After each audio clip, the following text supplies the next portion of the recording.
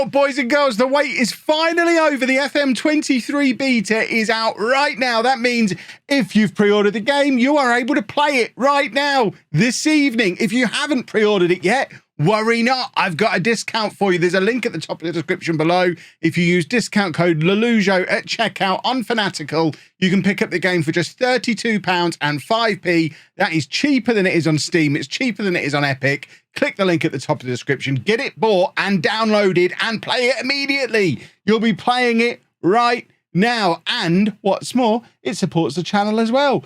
It's win-win. And of course, the other thing that the beta being out means is that it's the start of my beta save. This year, we are going to be managing Chelsea. We're going to get started on that in just a moment. But to celebrate the start of this new Chelsea save, I'm going to give away some copies of FM23 as well. We're going to have a few different giveaways going on over the next couple of days and weeks, but two specifically to celebrate the launch of this series. Number one is just for the comments section down below. I'll be giving away a copy of FM23, including the beta, to somebody who comments down below, just saying, Kev, I'd like a copy of FM23, please. Comment that down below now, and I'll pick a winner at some point over the weekend. And there'll be another copy given away to somebody who retweets the tweet that announced that this episode exists. I'll put a link to that in the description below so you can find it nice and easily.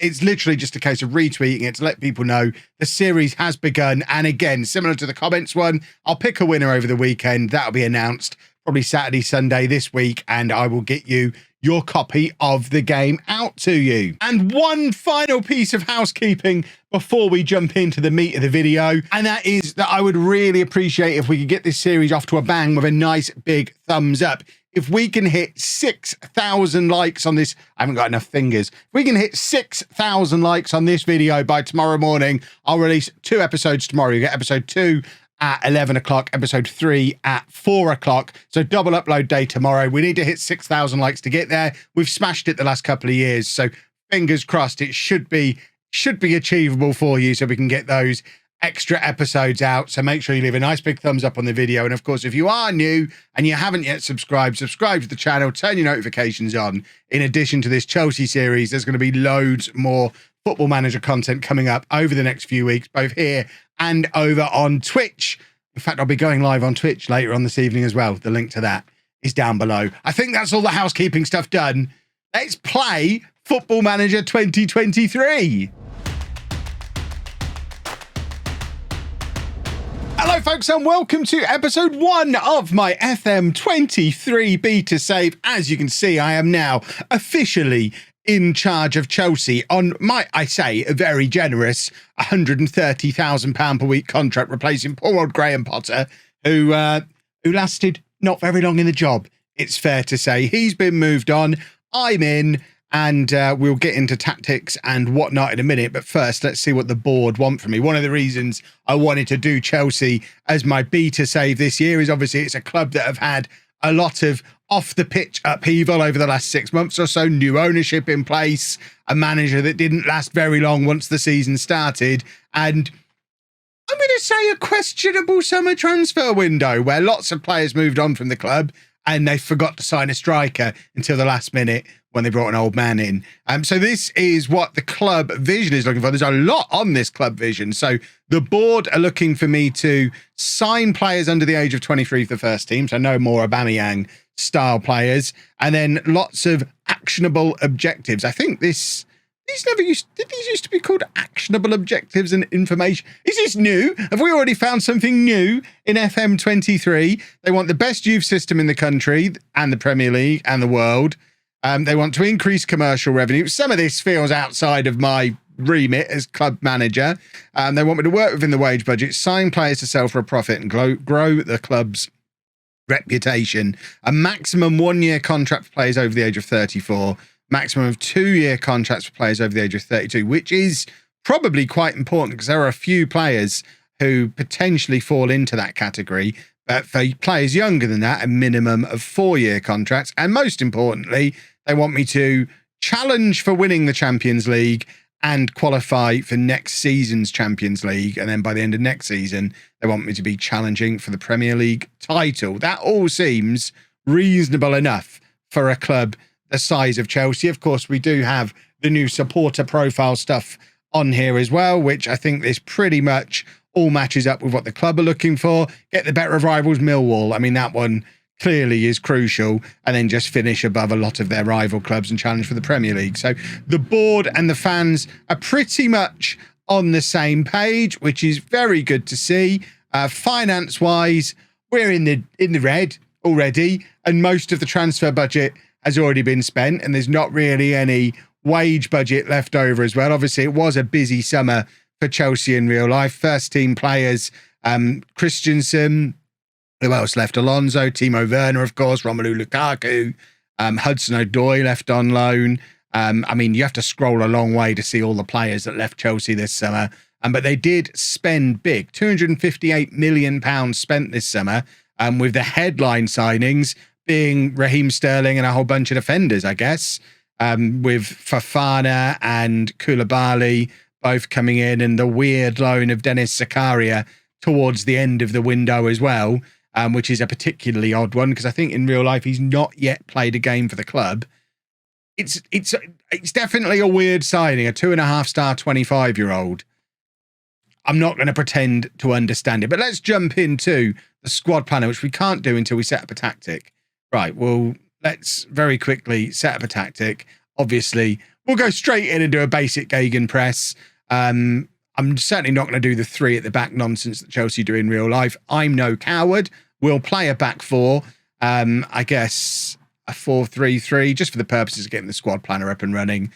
We're quite likely to experiment with this, a 4-2-3-1, a diamond. It's the beta. We're going to experiment with lots of different tactics. And in fact, probably not even just stick to gegenpress, believe it or not. But now we've got a tactic in, we should be able to go back into that squad planner. And for now, I'm going to ask my assistant manager to sort everybody into order. And it should give us a nice, clear indication of what we've got in terms of squad depth and where we might need to go and spend. Not that there's very much to spend. Don't expect a particularly active summer, I don't think, unless we can find some bargains from somewhere. But goalkeeper is strong. The defence has obviously been very well strengthened this summer. Thiago Silva is one of those who falls into that old man category I was talking about before. At 37 years old, he's probably someone we don't want to be relying on for the long term. Likewise, Reece James probably isn't going to be playing at centre-back in the back 2, but there's Fofana, there's Koulibaly. There's plenty of options at centre-back. Decent depth at full-back on either side as well, although Azpilicueta is another one who's not likely to be a long-term solution. At 32 years old, we're limited to the length of contract we can give him. What was it, a 2-year contract for players of that age, which I imagine he'd probably think is fine, actually. So we might be able to tie him down for a little bit longer. As our holding midfielders, again, not likely to use Reece James there. He's pretty much nailed on at right back. But we've got Jorginho and Kovacic as options if we go the playmaker route. If we go a little bit more of a ball winner route, we could drop Kante back there. But I think in my mind, Kante is more likely to play as that box-to-box midfielder where he'll be competing with Mount and, again, Kovacic. And then whatever we have as our extra at central midfield option, whether we maybe try the centre mid on attack, which was a big thing on FM23, or maybe do something like a Mazzala. We'll decide what we're going to do in there. But the attacking option out of centre mid is most likely to be Mason Mount. I've got a midfield 3 of Jorginho, Kante and Mount in my head as we start things off. Playing a 4-3-3 like this does mean we're likely to have to use Kai Havertz as a striker, which he is natural as a striker. He's probably best used as an attacking midfielder, so maybe that leans us more towards a 4-2-3-1. We'll play around with a few different options as the season goes on, but certainly if we're not using him as the striker, we've only got Aubameyang at 33 years old and Broja as the options, and Broja potentially not ready yet with only 2 stars of current ability. And then out wide, obviously Sterling is new in, Ziyech and Mount and Pulisic, and I mean there's options.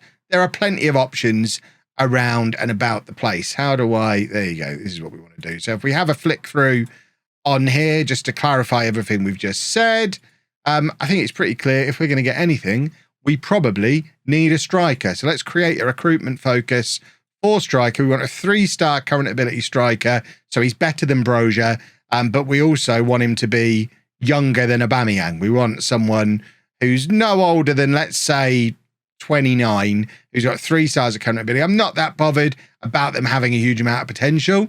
but we do want somebody who can come in and basically play up front and allow me to play Havertz behind him in a 4-2-3-1, which we can't really do because our options are so limited.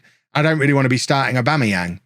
So I think it's kind of forcing me towards the 4-3-3 unless we can find a striker. We can still go and ask the director of football, even with all the new recruitment stuff that is in the game. There's no reason why we can't go and ask the director of football like we've always been able to do in the past. And we get 3 instant recommendations there, none of which we can afford. So, yeah. Is there anyone we can sell? Who might we want to sell? Wow, this club has a lot of players out on loan. That is absurd. Ruben Loftus-Cheek is already on the transfer list. I'm not going to argue with that. He's a 2.5-star player. Chalobah will keep around. Conor Gallagher, likewise, we keep around. Ziyech, can't say his name properly. I think he goes on the transfer list as well. And if we can get rid of both him and Loftus-Cheek with the 13 million or so that we've already got, that might then put us into the kind of realm where we can afford to go for a Barbosa or maybe a Memphis Depay. We're probably not going to be in Victor Osimhen territory this summer. The other thing, of course, I love Tammy Abraham. Did Chelsea have a buyback on Tammy Abraham? No mention of one on here. Would it be on as a transfer clause? Tammy Abraham. We have an agreement to buy the player back for £69 million starting from next summer. That's still quite expensive. We've got the same thing on Tomori. We might be planning our long-term transfer business here. Did I do that wrong? Fikayo Tomori is there. It doesn't look like we've got a buyback on him. But Tammy Abraham, see, that makes me think if we're bringing Tammy Abraham back next summer, which, I mean, we potentially won't have the money to do it. We've not got loads of money sat there ready for next summer. But if the plan is to bring Tammy Abraham back next year, do we ring in a striker now or do we make do with Aubameyang for a year? I've got lots of thinking to do. Oh, we've managed to do a little bit of financial shenanigans already. Hakim Ziyech has left to go to Inter. We've sold him at a cut price, £11.5 million, but crucially got his wages gone for a 29-year-old who wasn't going to be a starter. He's out the door. We also sold a bunch of transfer clauses, most notably for Tariq Lamptey, Eden Hazard, Tammy Abraham. And between all of that, we've taken our £13.5 million budget all the way up to a £41.5 million budget, whilst freeing up an extra £100,000 a week or so in the wage budget as well. We still haven't managed to move Ruben Loftus-Cheek on. That's not a disaster. He's obviously a homegrown British player at the club, so there are benefits to keeping him around. I haven't even looked at the homegrown status for Champions League. Borderline. So, I mean, I wouldn't be that offended if we kept him around. I've moved all of the players who are out of the club on loan out of the way as well. And it leaves us now with a first team squad of 24 players and money to bring in one proper decent level player. I just need to decide what that player is going to be. So we're going to jump into the first recruitment meeting and basically get an idea of what my backroom staff think about it all. We've already had a nice little deep dive on this screen previously, so we don't need to mess around in there anymore. I've also already dealt with expiring contracts. I've offered new deals to Jorginho and N'Golo Kante. Neither of them have got particularly long-term offers, but I do want to tie them both down. As I mentioned, they're part of my planned midfield going forward. There's a recommendation that we transfer list this guy, which, I don't know, I've not noticed him lurking around in the first team squad too, right? We transfer list him. So that's another one we can bin off. There is some interest in Trevor Chalobah. I don't want to sell Trevor Chalobah. At the same time, if it's Bayern Munich and they offer us crazy money, I'm not that married to the idea of keeping him around. We've already got Koulibaly and Fofana with Thiago Silva still there as well. We're not going to be playing a back three. He again falls into that category of homegrown English player. So there are benefits to keeping him, but I'd rather be able to spend £100 million in this first transfer window and worry about homegrown stuff later. So we'll keep an eye out for an offer. I'm not going to transfer list him, but we will keep an eye out. We're currently only recruiting for the striker that we identified before. The staff are suggesting we add striker, which we already had, and left back, which seems like an odd one because we've already got Chilwell and Cucurella. If anything, if we need a fullback, it would be a right back because Azpilicueta is getting on a bit and we've only got Reece James to play there. But So we're not going to add that one, but we will add young players because that's one of the club vision targets, to sign players under the age of 23. What I'm basically doing is hoping we can get enough money together to go and buy Victor Osimhen. That's the plan. We're off on our training camp, and I'm now going to spend the rest of the summer trying to come up with a plan for how we can get to Osimhen and worry about everything else when we get to it. And that is going to be my plan between now and episode 2. Like I said at the start of the video, if you want episode 2 sooner than normally, make sure you leave a thumbs up on the video. If we hit 6,000 likes on this video before 11 o'clock tomorrow morning, I'll release episode 2 at 11 o'clock, episode 3 at 4 o'clock tomorrow. So you get double upload tomorrow if we hit 6,000 likes on this video. Don't forget all those ways you can enter giveaways and stuff as well as part of this. And make sure you subscribe to the channel so you don't miss out on all of the upcoming FM23 content that we've got, and the stuff that's coming up on Twitch later on this evening as well. I'm going to go live on Twitch imminently. I'll be live over there for the evening at twitch.tv/LOLLUJO. So come out, hang out with me there. We can chat all FM23 stuff. You can give me some ideas for who I can spend my £40 million on, because I won't be playing the episode 2 stuff until tomorrow morning probably. And we'll get stuck into the rest of the transfer window and the first couple of games of the new season then. Thank you very much for watching, folks. I hope you enjoy FM23. I'm very excited. And I'll see you again very soon. Thanks for watching. Toodle pip. Bye-bye. I don't know why I'm saluting. Is that new? FM20? We're not going to salute too often.